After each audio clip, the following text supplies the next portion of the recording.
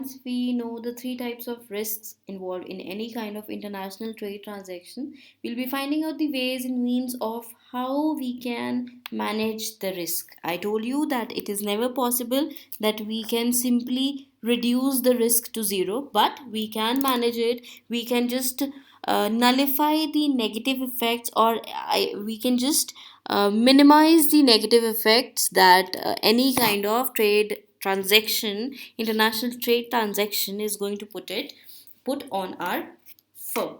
Though the now the six methods that we have are netting, matching, leads and lags, invoicing, price variation, and foreign exchange contract. One by one, we'll be going on with all of them.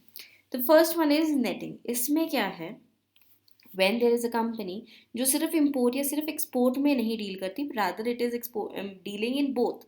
वो कुछ सामान बाहर से मंगवा भी रही है और वो कुछ सामान अपना दूसरी कंट्री में भेज भी रही है. So now this type of company, या फिर कोई ऐसी कंपनी जिसकी सब्सिडरीज हैं अलग अलग कंट्रीज़ में, वो ये type of method netting use करती है. उसमें क्या करते हैं? They are simply matching their outflows and inflows. कितना पैसा मेरी कंपनी से बाहर गया और कितना पैसा मेरी कंपनी के अंदर आया. Inflows and outflows they are matching. तो what they are able to do is, उसको इस वजह से they are just going to hedge. Hedge means they are going to put up a boundary on its short term और long term position. उसको अपने सिर्फ import exposures या फिर एक्सपोर्ट एक्सपोजर्स पे अलग अलग से हेजिंग नहीं करनी पड़ती है. रैदर वो टोटल अपना इनफ्लो और आउटफ्लो को कंपेयर करके एक टोटल शॉर्ट टर्म या फिर लॉन्ग टर्म पोजीशन के अकॉर्डिंग वो एक बाउंड्री सेटअप कर लेती है. Is that clear? What is there? जब कोई भी कंपनी एक्सपोर्ट इम्पोर्ट दोनों चीज़ें कर रही हैं, तो what it is going to do is it is going to match the outflows.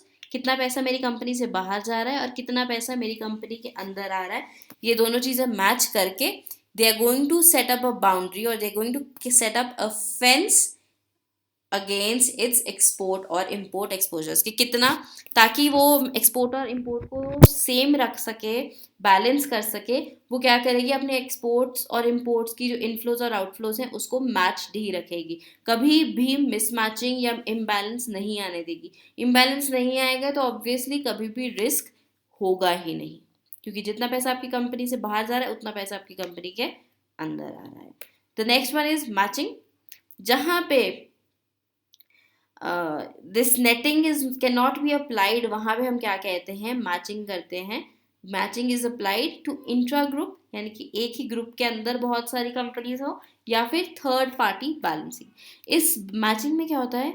जब भी कोई कंपनी अपने फॉरेन करेंसी के इनफ्लोज और फॉरेन करेंसी के आउटफ्लोज को मैच करती है in terms of an amount as well as approximate timing.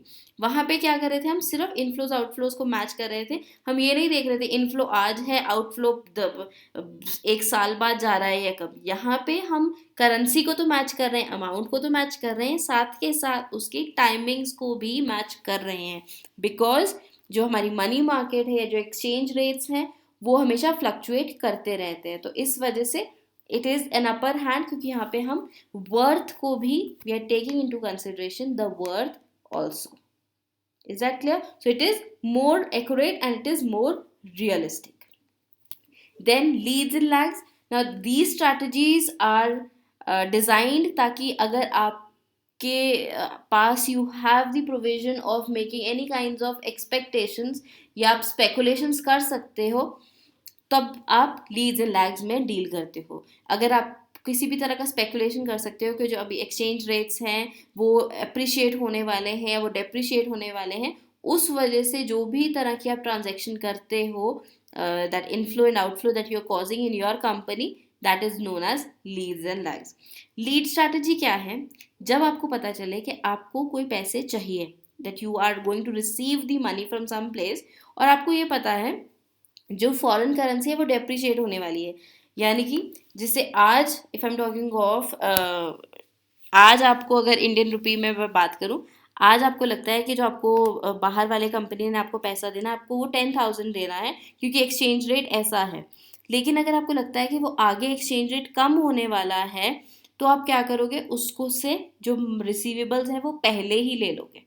अगर आपको लगता है कि आपको आज 10,000 मिलेंगे लेकिन अगले महीने तक वो डेप्रिशिएट हो जाएगा फॉरेन करेंसी, तो आप क्या करोगे, तब आपको शायद 9,000 मिलने, तो आप उसको डिले नहीं करोगे, आप तब के तब उससे पैसे ले लोगे। और अगर आपको यही कुछ पैसे पे करने हैं तो आप करो क्या करोगे, अगर आपको लगेगा कि आपका जो, तो पहले कैनेडियन डॉलर का वैल्यू रुपी में था, अभी right now it is like 55 rupees, लेकिन आपको पता है कि आने वाले टाइम में it is going to go 57, तो आप उसको फॉर ड्यू डेट से भी पहले ही पे करने की कोशिश करोगे। So that is the lead strategy. इससे बिल्कुल opposite will be the lag strategy, that is you, if you are going to collect the money from the foreign currency, तो अगर आपको लगता है कि वो अप्रिशिएट होने वाली है तो आप उसको डिले करोगे, और अगर आपको लगता है कि वो डेप्रिशिएट होने वाली है करेंसी तो आप उसको जो पेबल्स हैं उसको भी डिले करोगे। Is that clear? तो दी स्ट्रैटेजीज, हाँ, लेकिन ये लीड लैग आप तभी कर सकते हो अगर आपके पास बहुत अच्छा कोई स्पेकुलेटर बैठा है जो आपको टाइम टू टाइम अपडेट देता रहे कि अभी value of the money is going to, value of the currency is going to appreciate और it is going to depreciate, otherwise you may end up into losses. The next one is invoicing in a foreign currency. Invoice क्या है, एक तरह का bill. So invoicing in a foreign currency gives rise to foreign currency exposure, that is the home currency. Foreign के हम foreign currency में ही dealings करेंगे. सो हमेशा वैसे क्या प्रेफर होना चाहिए कि आप हमेशा जो भी डीलिंग्स कर रहे हो it should always be in the home currency. Now it is not that easy, as currency of invoice tends to be determined by other parties preference and market trend. आप क्या चाहते होते हो हमेशा कि आपकी अपनी करेंसी में ही कोई भी तरह की डिनोमिनेशन हो ट्रांजैक्शन की, लेकिन दूसरी कंट्री हो सकता है या उधर का कंपनी का जो बंदा है वो नहीं माने कि आपकी करेंसी के according will be putting up the invoice. तो इस सिचुएशन में क्या होता है, जो भी हम करेंसी सिलेक्ट कर रहे हैं, that is, if we are taking up a currency other than the home currency, then that currency should be chosen that has an active market for both spot and forward. Active market ज़रूर होनी चाहिए. आप ऐसा कोई currency मत उठा लेना जिसकी कोई मार्केट ही नहीं है. अब 500 के पुराने नोट्स उसमें कोई डीलिंग करके बैठ जाओगे तो क्या होगा, आपको पता है कि उसमें डीलिंग, आप तो चलो ले लोगे जहाँ से लेने पैसे, आगे आप किसको चलवाओगे. सो इसलिए always try to take up a currency जो कि एक्टिव मार्केट में which is being traded, and currencies जिसमें लिमिटेड कन्वर्टेबिलिटी है they should also be avoided, क्योंकि उन चीज़ों में हेजिंग टेक्निक्स नहीं एप्लीकेबल होती. Then the next one is price variation. Price variation वही कि आज $1 की अमाउंट है 60 रुपीज़, कल को पता है कि वो 50 रुपीज़ हो जानी है, तो कहीं ना कहीं किसी को लॉस होगा किसी को गेन होगा उस चीज़ में. और अपनी जो ट्रांजैक्शंस हैं उसी अकॉर्डिंग मैनेज करो कि ना किसी को लॉस हो ना किसी को प्रॉफिट हो. जितना भी पहले पैसा था उतना ही प्राइस वेरिएशन के बाद भी you have to pay. Then the last one is forward exchange contract. ये उन पार्टीज के मतलब when a contract is written, उन पार्टीज के बीच में जिनको एक्सचेंज करनी है करेंसीज कुछ फॉरेन डेट फ्यूचर डेट में, मतलब आज ट्रांजैक्शन आज ट्रेड हो रहा है लेकिन जो ट्रांजैक्शन का पैसा है वो किसी आफ्टर 2 months जो डिसाइडेड डेट है, इसमें रेट ऑफ एक्सचेंज भी डिसाइड हो जाता है, इसमें डिलीवरी डेट भी डिसाइड हो जाती है, and even the amounts are also fix beforehand. अगर आपको पता है कि 31 दिसंबर को एक्सचेंजेस होने हैं तो उसके लिए रेट ऑफ एक्सचेंज भी डिसाइडेड पहले ही होगा, डिलीवरी डेट भी पहले एक्साइडेड होगी और अमाउंट भी पहले ही डिसाइड कर लो. तो जनरली ये फॉरवर्ड एक्सचेंज कॉन्ट्रैक्ट जो सबसे ज़्यादा करेंसी जो यूज़ होती है जैसे USD, EUR, CHF, JPV, JPY, then GPB, ये जो सबसे वाइडली ट्रेडेड करेंसीज हैं ना उनके लिए ये forward exchange contract is being used. Is that clear? Now if I am talking of CHF, you know what is that? It is Swiss franc. सुना है कभी Swiss franc? What is a Swiss franc?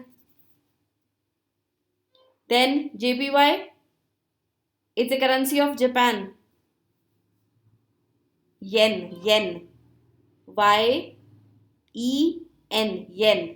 and then GPY, that is a pound sterling.